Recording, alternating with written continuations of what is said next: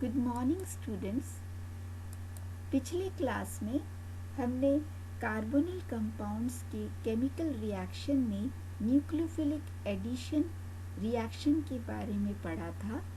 आज हम aldehydes and ketones के कुछ स्पेसिफिक रिएक्शंस पढ़ेंगे। लेते हैं विटिक रिएक्शन। जॉर्ज विटिक ने 1954 में इस अभिक्रिया के बारे में बताया था। इस अभिक्रिया में एल्डिहाइड या कीटोन फास्फोरस इलाइड के साथ अभिक्रिया करके एल्कीन और ट्राइफिनाइल फॉस्फीन ऑक्साइड देता है। ये इलाइड जो है ये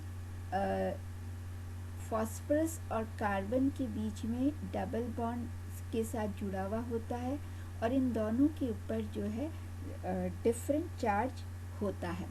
तो इस अभिक्रिया में दो कंपोनेंट होता है, एक कार्बोनिल कंपाउंड होता है और दूसरा जो है फॉस्फोनियम इलाइड होता है।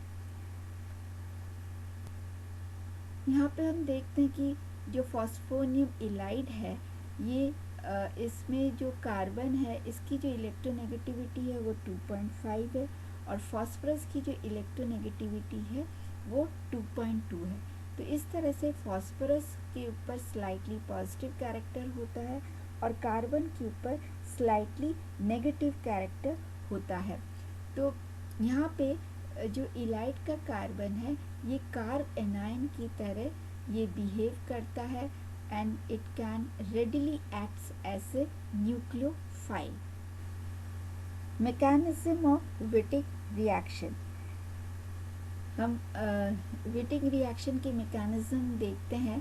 तो पहला स्टेप जो है यहाँ पे जो न्यूक्लियोफिलिक इलाइड का जो कार्बन एटम है वो एल्डिहाइड के जो कार्बन एटम जिसके ऊपर पॉजिटिव चार्ज था उसके ऊपर ये अटैक करता है और ऑक्सीजन के ऊपर नेगेटिव चार्ज होता है। तो ये 1-2 एडिशन भी कहलाता है। सेकेंड स्टेप में जो नेगेटिव चार्ज ऑक्सीजन के ऊपर है ये फास्फोरस के पॉजिटिव चार्ज के ऊपर अटैक करता है जिसे बीटेन कहते हैं और एक ये 4 मेंबर्ड स्ट्रक्चर बनाते हैं जिसको ऑक्साफॉस्फेटेन कहा जाता है। ये जो कंपाउंड है ये बहुत अनस्टेबल है, बहुत कम समय तक जो है ये कम समय तक ही ये रहता है और ये तुरंत ही जो है ये एल्कीन में और ट्राइफिनाइल फॉस्फीन ऑक्साइड में बदल जाता है। नेक्स्ट रिएक्शन हम लेते हैं केनिज़ेरो रिएक्शन। केनिज़ेरो जो अभिक्रिया है ये अभिक्रिया स्टेन आइसलेव केनिज़ेरो ने दिया था, इसलिए इस रिएक्शन को केनिज़ेरो रिएक्शन कहते हैं। केनिज़ेरो रिएक्शन में क्षारीय माध्यम में किसी भी एरोमेटिक एल्डिहाइड या कोई दो एल्डिहाइड रिएक्ट करके प्राइमरी अल्कोहल देता है और कार्बोक्सिलिक एसिड देता है। इस अभिक्रिया में एल्डिहाइड के आधे अणु अपचयित होकर अल्कोहल बनाते हैं जबकि शेष आधे अणु ऑक्सीकृत होकर अम्ल बनाते हैं जो क्षारीय माध्यम होने के कारण लवण के रूप में प्राप्त होते हैं। तो अर्थात इस अभिक्रिया में ऑक्सीकरण और अपचयन दोनों ही होते हैं। यहाँ पे हमने बेंजल्डिहाइड के रिएक्शन हमने देखा है। तो बेंजल्डिहाइड जो है रिएक्ट करके ये हमें अल्कोहल और ये कार्बोक्सिलिक एसिड देता है। विधि देखेंगे मैकेनिज्म ऑफ केनिज़ेरो रिएक्शन। तो स्टेप फर्स्ट में जो एल्डिहाइड है इसमें बेस के प्रेजेंस में रिएक्शन होता है। तो बेस जो है इस एल्डिहाइड के कार्बन के ऊपर अटैक करता है। कार्बन के ऊपर अटैक करने से जो है ये OH इसके साथ जुड़ जाता है और जुड़कर यहाँ से जब एक OH जो वाटर मॉलिक्यूल जब निकल जाता है तो ये डाई एनायन फॉर्म करता है। दो जो है नेगेटिव चार्ज इसके ऊपर कार्बन के ऊपर होता है तो डाई एनायन ये बनाता है। नेक्स्ट स्टेप में हाइड्राइड का ट्रांसफ़र होता है इस कार्बन के ऊपर और कार्बो ऑक्सीलेट एनायन और एल्कोक्साइड एनायन बनाता है। जो डाईहाइड्राइड anion proceed to attack another aldehyde molecule और डबली चार्ज एनायन जो है ये कार्बोक्सिलेट एनायन बनाता है और जो एल्डिहाइड जो है ये एल्कोक्साइड एनायन बनाता है। मीन्स ये जो डबली चार्ज जो एनायन था वो डायनायन कार्बोक्सिलेट एनायन में कन्वर्ट हुआ और जो एल्डिहाइड है वो एल्कोक्साइड एनायन में कन्वर्ट हुआ बाय हाइड्राइड ट्रांसफ़र। जो कार्बोक्सिलेट एनायन है ये हाइड्रोनियम आयन के साथ रिएक्ट करके ये कार्बोक्सिलिक एसिड देता है और एल्कोक्साइड एनायन जो है ये वाटर के साथ रिएक्ट करके ये वाटर के प्रोटॉन ले लेता है और ये क्या देता है, अल्कोहल देता है। ये प्रोटॉन जो है ये इस ऑक्सीजन पर ये अटैक करता है तो OH बन जाता है और ये OH जो है ये निकल जाता है। तो इस तरह से कार्बोक्सिलिक एसिड और अल्कोहल जो है दोनों प्रोडक्ट हमें मिलता है कैनिज़ेरो रिएक्ट। क्रॉस्ड कैनिज़ेरो रिएक्शन, जब दो भिन्न भिन्न एल्डिहाइडों के मध्य कैनिज़ेरो अभिक्रिया करवाई जाती है तो समस्त संभावित यौगिक प्राप्त होते हैं, किंतु यदि उनमें एक फॉर्मेल्डिहाइड हो तो दूसरे एल्डिहाइड का अल्कोहल व फॉर्मेट आयन ही प्राप्त होते हैं।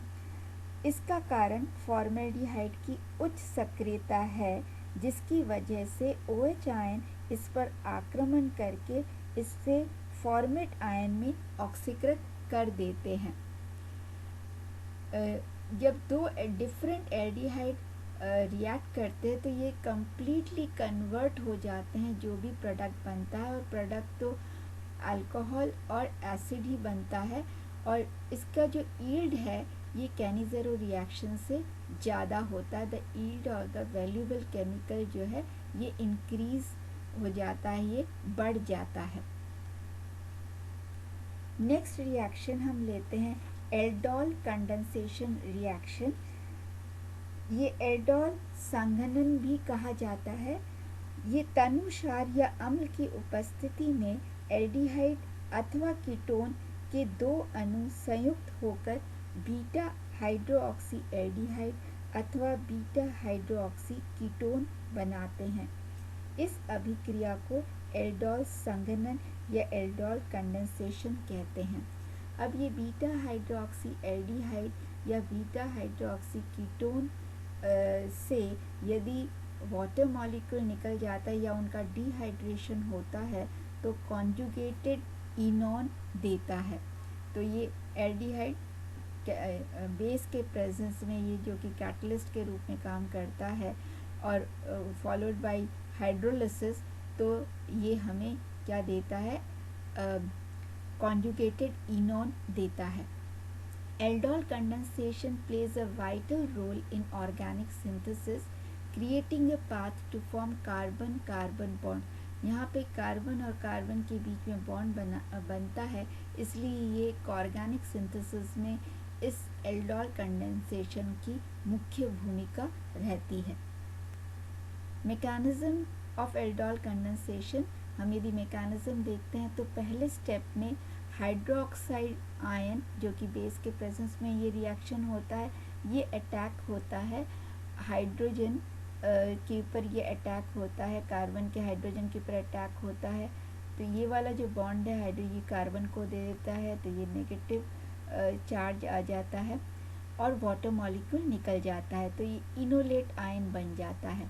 ये इनोलेट आयन जो है दूसरे जो है एक एल्डिहाइड ग्रुप के साथ रिएक्ट करता है, उस कार्बन के ऊपर अटैक करता है और ये कंपाउंड जो है एक एडिशन कंपाउंड बन जाता है, ऑक्सीजन के ऊपर नेगेटिव चार्ज आ जाता है।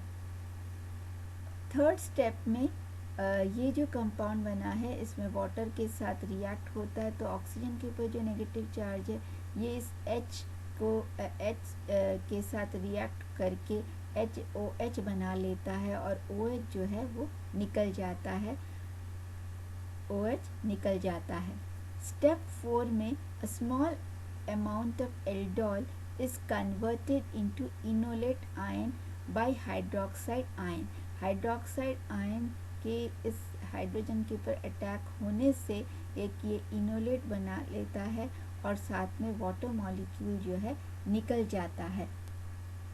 स्टेप 5 में जो इनोलेट आयन बना है इसमें से हाइड्रोक्साइड आयन निकल जाने के कारण और ये जो इलेक्ट्रॉन पेयर यहाँ पे ट्रांसफ़र हो जाने से, कार्बन कार्बन के बीच में ट्रांसफ़र हो जाने से डबल बॉन्ड आ जाता है और ये कॉन्जुगेटेड इनॉन बना लेता है और OH आयन निकल जाता है। तो इस तरह से ये एल्डोल कंडेंसेशन होता है। एल्डोल कंडेंसेशन में भी क्रॉस्ड एल्डोल कंडेंसेशन होता है और ये क्रॉस्ड एल्डोल कंडेंसेशन किसी भी दो भिन्न भिन्न कार्बोनिल यौगिक अणुओं के मध्य भी हो सकता है, बशर्ते उनमें से कम एक अणु में अल्फा हाइड्रोजन परमाणु उपस्थित हो। जब एल्डोल संघनन दो भिन्न भिन्न अणुओं के मध्य होता है तो उसे विषमाणु एल्डोल संघनन या क्रॉस्ड एल्डोल संघनन कंडेंसेशन कहते हैं। इस प्रकार जो एल्डोल जो कंडेंसेशन रिएक्शन है ये कई प्रकार से हो सकता है। दो समान अथवा असमान एल्डिहाइडों के मध्य, दो समान अथवा असमान कीटोनों के मध्य, एक एल्डिहाइड व एक कीटोन के मध्य या फॉर्मेल्डिहाइडों का संघनन। तो हम इस तरह से हम देखते हैं कि एल्डोल कंडेंसेशन के साथ साथ क्रॉस्ड एल्डोल कंडेंसेशन भी होता है। आज हम यहीं तक पढ़ेंगे। Thank you.